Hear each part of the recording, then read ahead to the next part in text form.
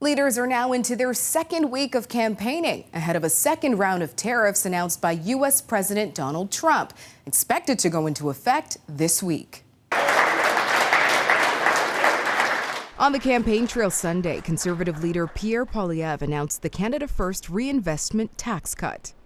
No capital gains when you reinvest the money here in Canada. It promises to boost Canada's infrastructure, ultimately leading to more independence from America, incentivizing investors from small business owners to home builders to reinvest and build things here in Canada. At the end of the day, this will mean more investment. This will be like economic rocket fuel for Canada to put us in liftoff. We will soar above the Americans. On Monday, Poilievre is expected to arrive in Atlantic Canada for the first time in this election campaign. And heading back to Toronto, Liberal leader Mark Carney, who's flying back from Ottawa following a visit to his campaign office in Nepean on Saturday.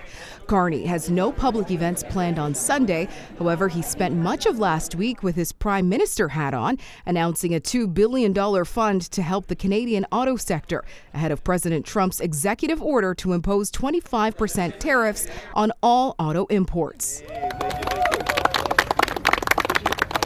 Meantime, in Vancouver, BC, NDP leader Jagmeet Singh announced a plan for first-time homebuyers, pledging to offer low-interest, public-backed mortgages through the Canada Mortgage and Housing Corporation.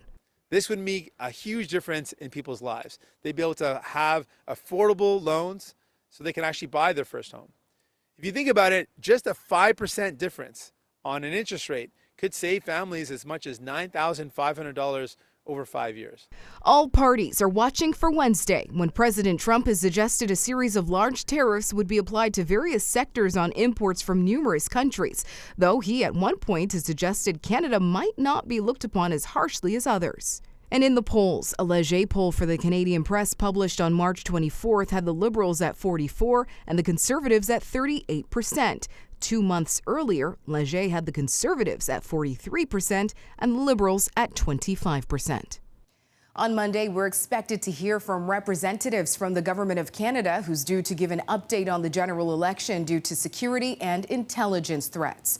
Rhianne Campbell, City News.